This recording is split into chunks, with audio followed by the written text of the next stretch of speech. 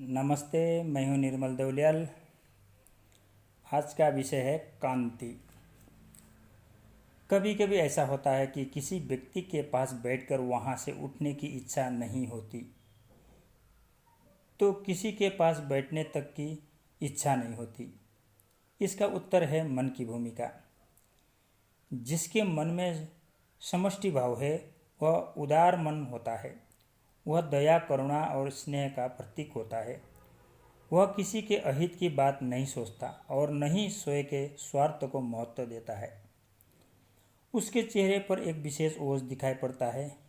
यही ओज अथवा कांति उसके प्रति विशेष आकर्षण का केंद्र बनता है।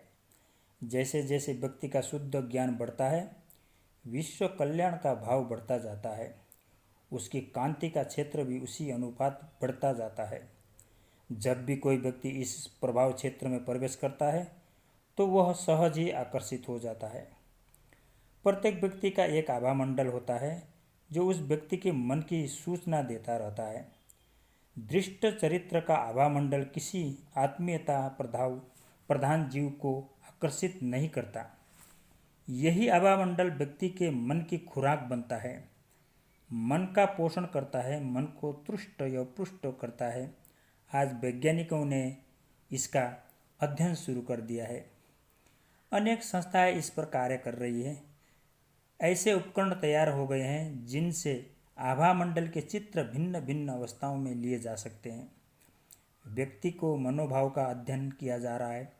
हमारे यहाँ सब कुछ ग्रंथों में लिखा है, किंतु उनको कोई समझने वाला नहीं है, जबकि विदेशों में उनके उत्तर उपलब्ध हो रहे हैं।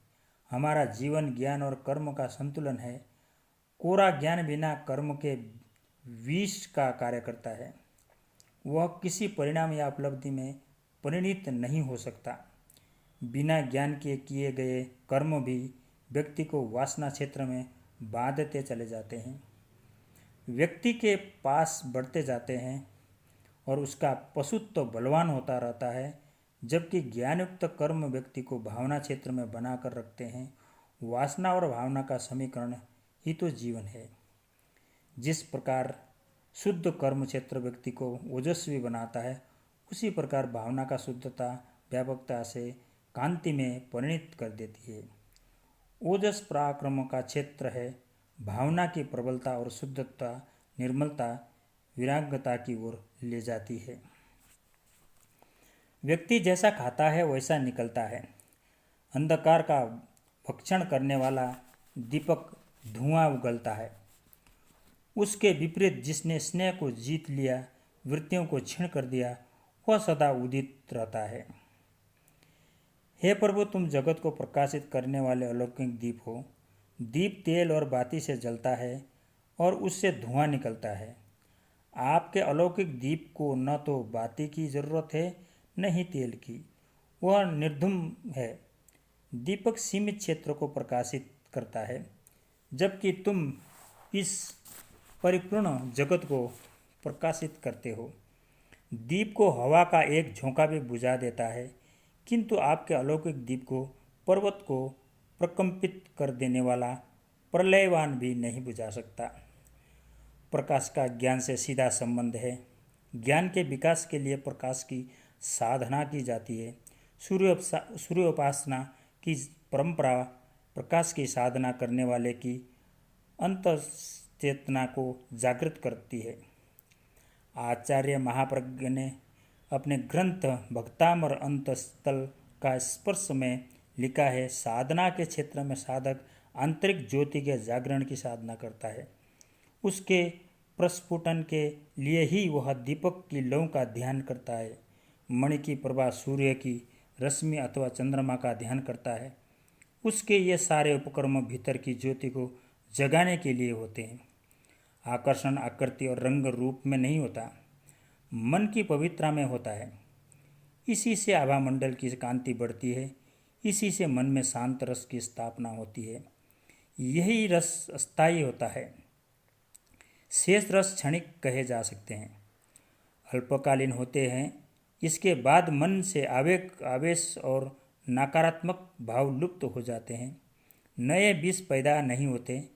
कांति मंद नहीं पड़ती, उज्जवल बनी रहती है। कामना और कांति एक ही धातु से बने हैं।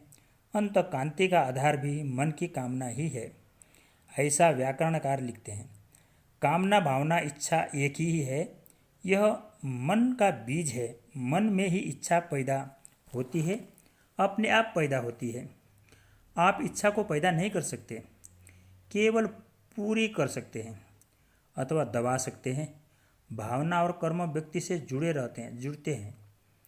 कर्मयोग, भक्ति योग, ज्ञान योग और बुद्धि योग भावना और कर्म के विभिन्न समीकरणों को समझने में व्यक्ति की सहायता करते हैं। कामना ही तो अंत कर्म में परिवर्तित होती है। कर्म के साथ पैदा होते राग, द्वेष और कयास मन में अंधकार और अहंकार पैदा करते हैं, शरीर में विष पैदा करते हैं। ये तमोगुणी होते हैं। इन पर विजय पाने के लिए धृति का विकास किया जाता है, धैर्य का विकास किया जाता है। मन की स्थिरता और शक्ति देने वाली बुद्धि को ही धृति कहते हैं। धृति कांति का ईंधन बनती है। धृति के साथ विवेक बढ़ता है, ज्ञान बढ़ता है, प्रज्ञा जागृत होती है, कांति बढ़ती है।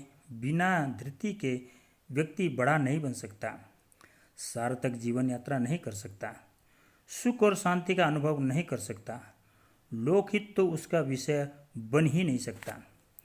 वसुधैव कुटुंब का समष्टि भाव ही ज्ञान का प्रकाश होता है। यही कांति है। इस कांति से व्यक्तित्व प्रकाशमान भी रहता है और दूसरों को भी प्रकाशित करने की क्षमता प्राप्त करता है। यह कांति ही ज्ञान की उपलब्धि है, कर्म की परिपक्वता है और जीवन का अमृत रस भी है। धन्यवाद।